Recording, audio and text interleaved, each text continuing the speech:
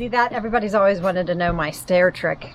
That's me doing the real stairs. Welcome back, everybody. This morning was a great morning. We were able to just wake up and do some things that we've wanted to do. We've not been able to do that since Mike quit his job in May. And then it was boom, wedding prep, and that's behind us. So moving forward, we got up, we went and had breakfast. We were able to run to the county courthouse and renew our gun permits, and we want to say hi. We met one of our subscribers' wife.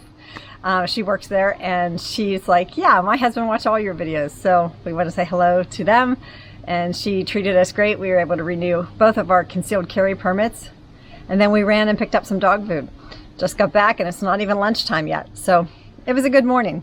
Now, we've had a bunch of rain here the last couple of days, but I'm going to get caught up on some equipment maintenance. I need to grease some things, fuel some things, and tomorrow looks like a pretty good day. But we got a lot going to be happening here soon. But yeah, this is the first day kind of the new normal life for us, and then it's pretty cool. It is.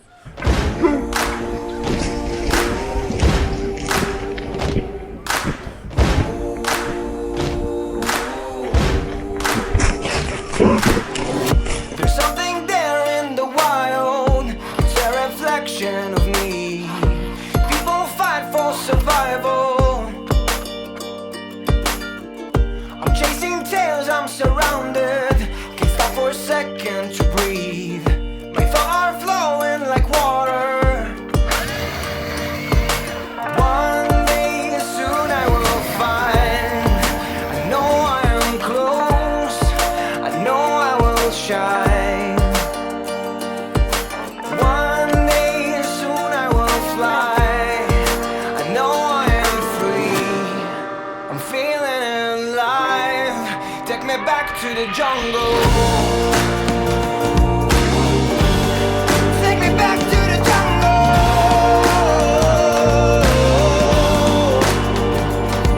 Hey. Take me back to the jungle.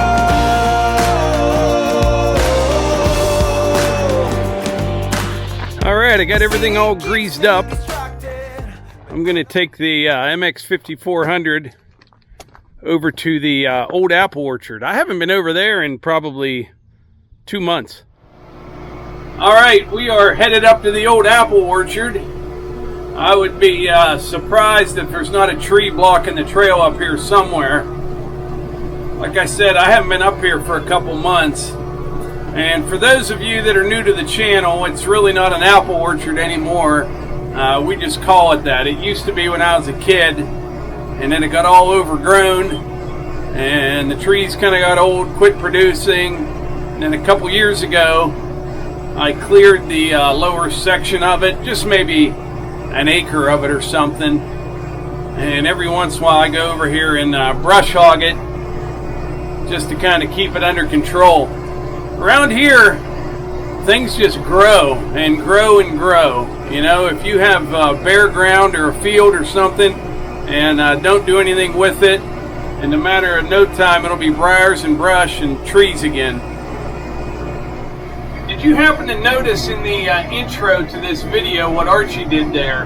That's pretty incredible. So that dog, he's pretty wound up, you know, he gets really excited about things. And I told Melissa, I said, take a camera with you when you go for your hike with the dogs. And so I took it out there right outside the gate and just set it down. And then they left about a minute later. And Archie blew by that camera like he does. And he must have caught a whiff of my scent, hit the brakes, spun around, and wanted to see what that camera was. But that's pretty amazing, really.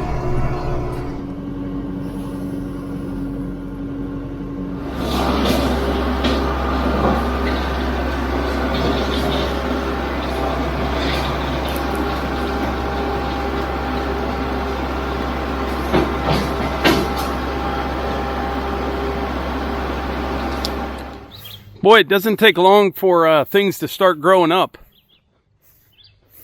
But I brought my pole saw up here. This is that combi unit. A couple of these limbs here give me fits when I come up here. So I'm going to trim them up first. And then we'll mow all this up. And probably go partway down that trail right there and get that cleaned up as well.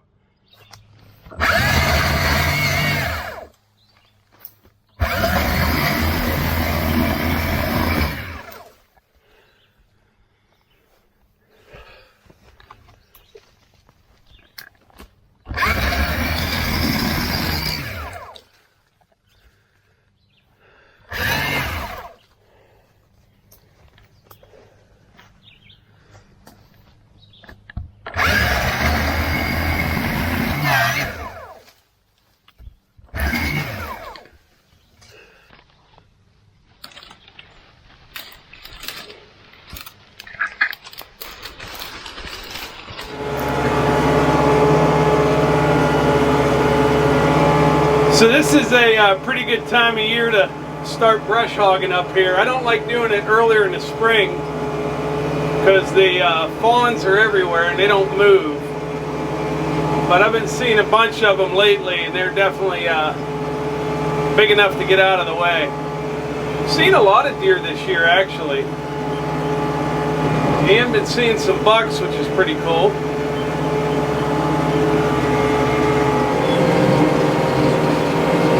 It's really nice and cool today. I'm not sure what the weather's going to do next week, but as far as I'm concerned, it could stay like this year-round. It's only about 70, 71 degrees today. It's beautiful.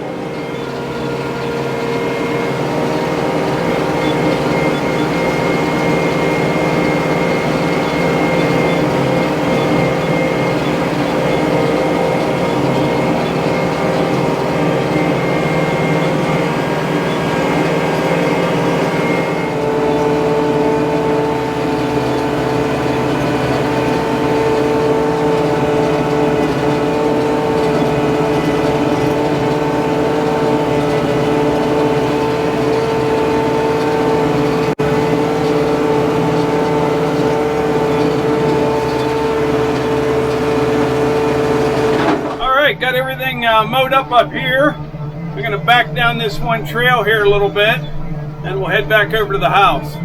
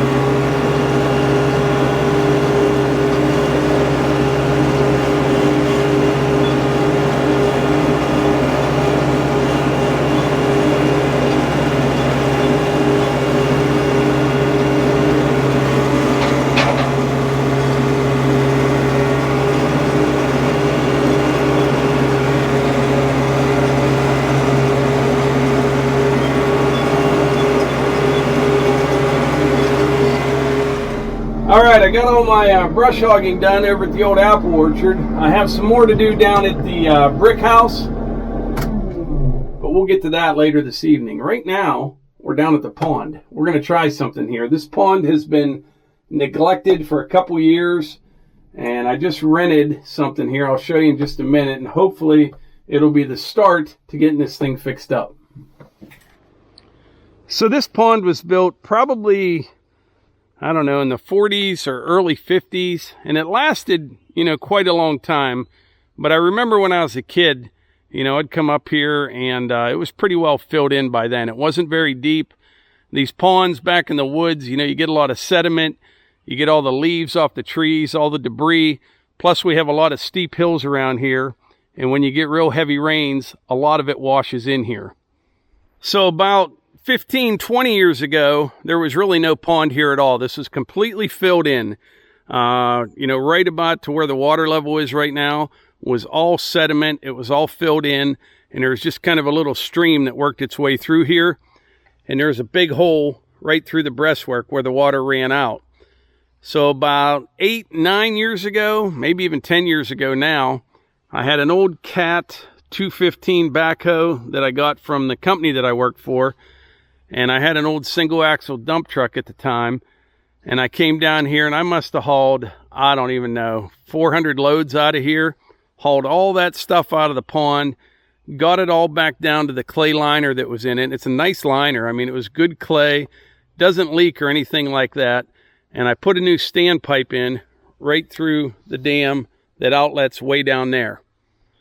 Well, that worked good for, I don't know, 6 or 7 years. And then maybe 2 years ago, we had some serious flooding. We had a couple rainfalls, like 4 inches of rain in a matter of an hour and a half or 2 hours. Washed a bunch more sediment into the pond. In my standpipe, you can't see it, it's underwater right now. Something plugged that up down there. So what was happening then, the water was running over the dam, and we were real close to losing the whole thing. So as a temporary fix that I hoped would last like 2 or 3 weeks, ended up lasting 2 years. All I did was put some plastic right here. This is the low spot on the breastwork. So whenever it rains real hard, the water would run over this plastic. And as you can see, it eroded that road out real bad, but at least it didn't destroy the breastwork of the pond, and we didn't lose the whole thing. What it really needs is like a regular spillway. Like I said, these ponds in the woods, there's just so much debris that comes into here, and it's pretty easy to get that standpipe plugged up. Now, I did have like a trash rack on it at one time, but literally every time it rained, the trash rack would plug up as well. The leaves stick to it. These big oaks down here, you know, the leaves are like cardboard. They just stuck to it, then the water would go over the dam. So here's what my plan is here today. I would like to get that standpipe unplugged. Now, I've tried several times. I've been out there in a little boat, you know, with a big pole, with like a claw, a little grapple. I tried a little snake, all sorts of things, and I don't know what has it plugged, but if I could get that opened up, it'll drop this water level about another foot or so, and then, you know, let things dry out some, and maybe in a month or so, come down here and build a regular spillway, and then just eliminate that standpipe. End up filling it with concrete or something and being done with it. So this is going to be my attempt to get that thing unplugged. If it doesn't work, it cost me $45 in rental. But I brought my generator down and this big snake here, and I don't know. We're going to try it. So I've got 2 of these generators. One's electric start. That one is still in the box. I never even got it out. It's a Champion, and the reason I bought the second one, it was on sale, and this one worked out really well, so I wanted to have a spare. Now, I haven't ran it for quite some time, but I did fill it up with ethanol-free gas last time I used it.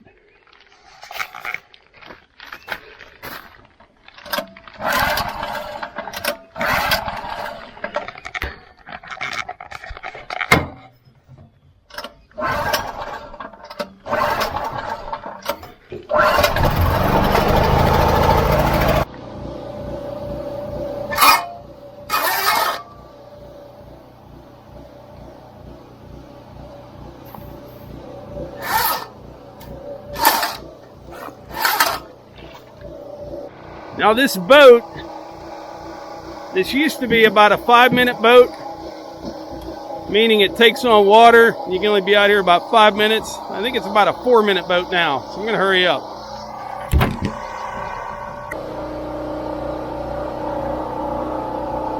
All right, there's the standpipe right down here, probably a little over a foot below the water level. I have one chance at this.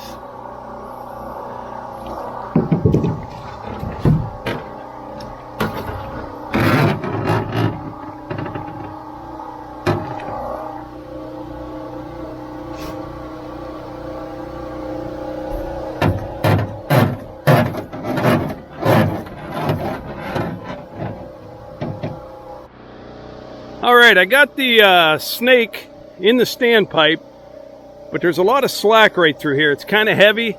I don't think it's going to come out because that standpipe's about 10 feet deep. If it does, I'll probably have to go to plan B, which would be, I'm not sure, maybe put some Schedule 40 out there, run the snake through it with a 90 down into the pipe. Let's fire it up, see what happens.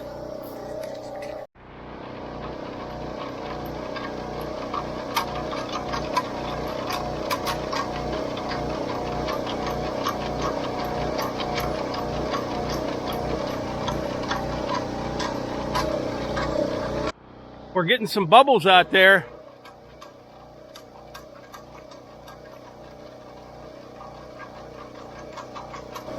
What I need is Melissa down here so I can get back out there in the boat and, you know, kind of shove it up and down while she runs the snake.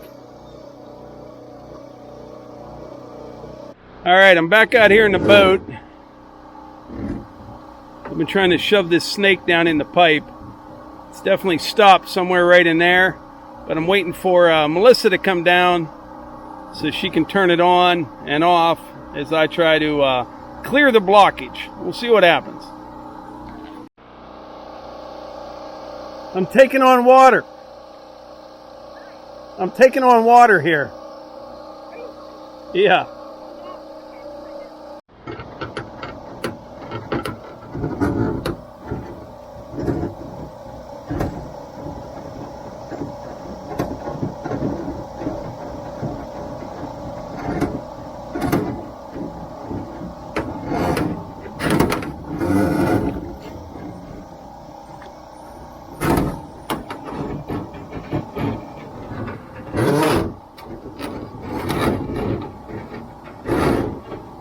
Seems to be taking it. Stop.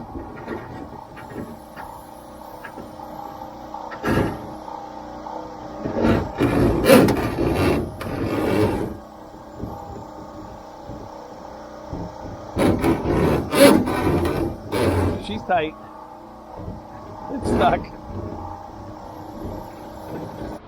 All right, we shut it off for a minute. It's actually stuck right now. Melissa went down to the discharge end, see if anything's coming out.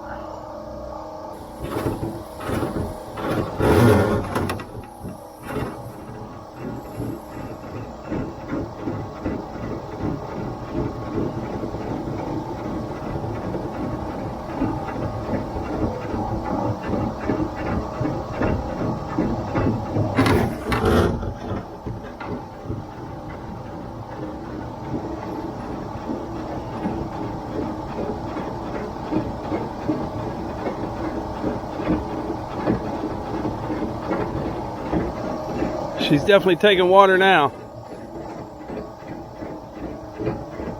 All right. Got good news and bad news, Melissa. Okay, what is it?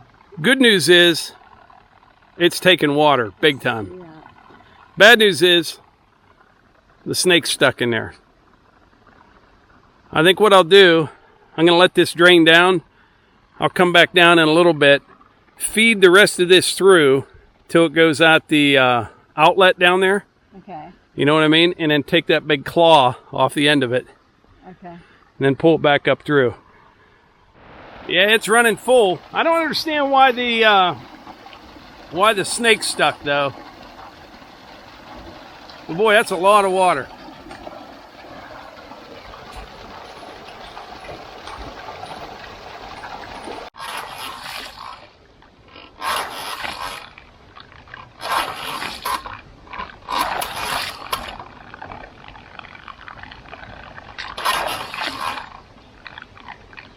Huh.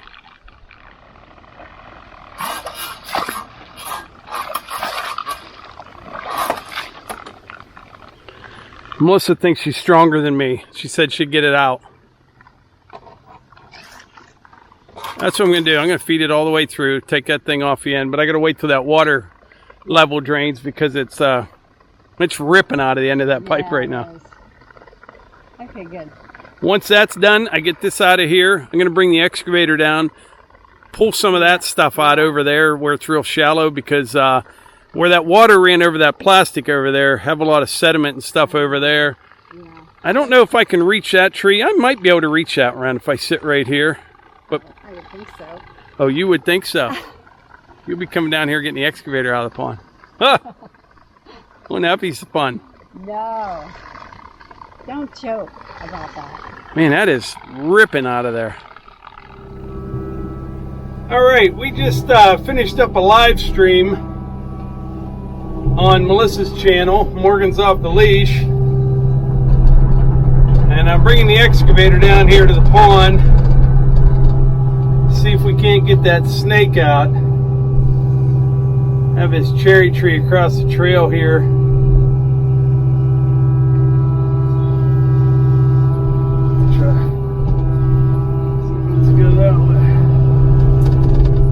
go around it when I came down with the tractor. So the way I see it, there's 3 possible outcomes here pulling on this snake with the excavator. Number 1, I break it and I buy them a new cable.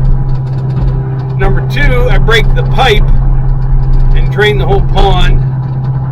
Or number 3, it pulls out real easy and we call it good. I don't know which will happen, but we'll find out here in just a minute. That's the thing, I was trying to pull on it by hand, but you're pulling from the bank and that pipe is rocking back and forth. That goes down probably 12 feet maybe, and there's a 90 at the bottom. And I can't understand what it's caught on, to tell you the truth, because it feels really hard, like it stops real abruptly, and the water drained out the pipe. You know, it's like a full pipe of water, so there's no big blockage in there. So I don't know what it's caught on. I don't have my hopes very high here for this being successful, but it's worth a try, I guess.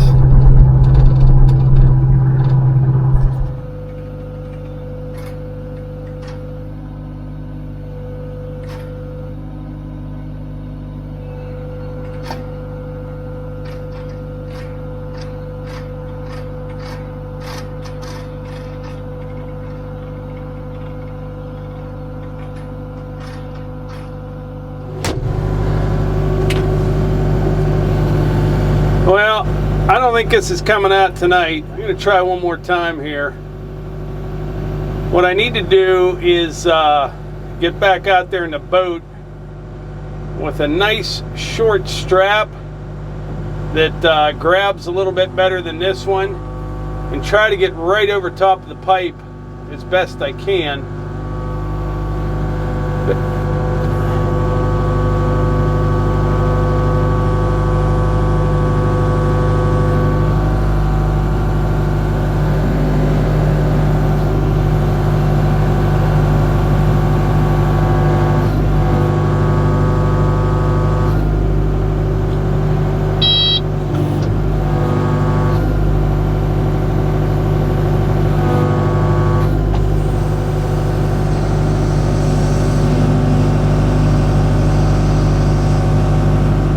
Well, I've got no idea. I really don't.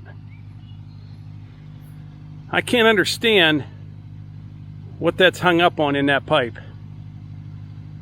It is really, really tight. If I keep doing what I'm doing, I think I'm going to break the pipe off, which in all seriousness wouldn't be the end of the world. Just drain this pond, fix it up again and do it right. But I don't know. I'll have to think about this overnight. You guys got any ideas? Let me know in the comments what you think is happening in that pipe. Like I said, it goes down about 12 feet and there's a 90.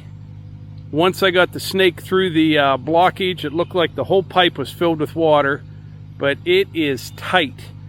Now in the morning I may come down here, go out there in the boat with like a short strap so I can pull straight up. Try that. You know, this wasn't a real good setup I tried here this evening, but it's going to get dark soon. I think it may be best just to sleep on this one, come back down tomorrow. So look for a part 2.